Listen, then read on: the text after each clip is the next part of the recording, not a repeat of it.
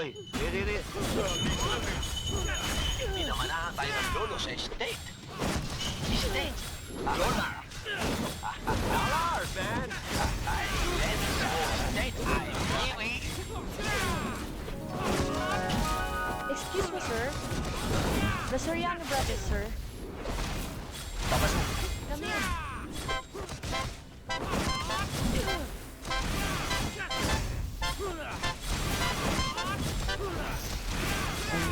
May the blessings of the day always be with you. Attorney.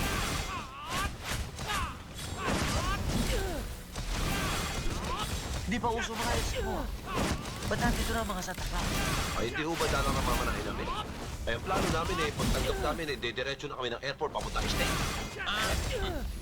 Attorney, where the testament? Baka pwede na natin pasarin yung testamento. Oo nga ho, at nananaki na kami. Testamento.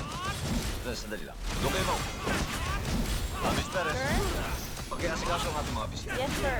Sandali lang. Excuse me.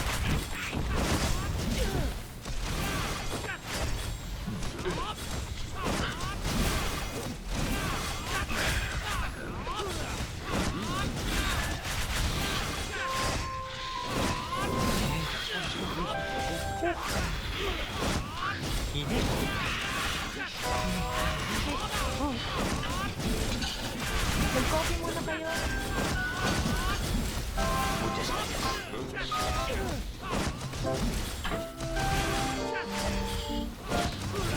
Mainit ba yung kapit nila?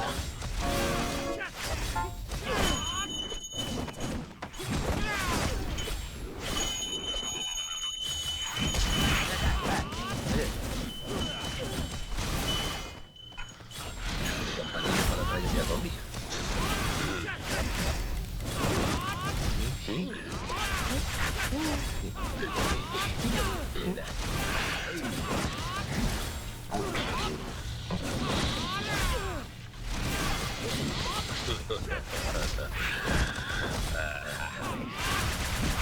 Huling bilin ni Lolo Ninoy Soriano.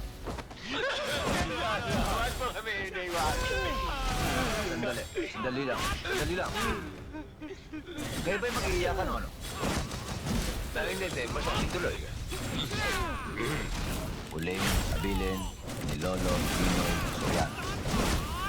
Mamamatay akong walang ibang kamag-anak liban sa tatlong ugok ng mga apo ko raw na sina Dennis, Jeff, at saka Chief Soriano. Kaya wala. No choice ako kundi sa tatlong ugok na ito ipamana ang lahat ng aking kayamanan. Magkano milyon dolyar? How much? Huwag kayong magmadali, mga aswang. Nakasulat ba yun dyan? Ayan, bold letters, mga aswang. Ginagawa nila ako baron bumasa. Subalit, ngunit, natapwat, bago nila matanggap ang kanilang mga man, ay kailangan muna nilang tuparin ang isang kondisyon. Kondisyon? Kahit sa pong kondisyon niya, Attorney, walang problema.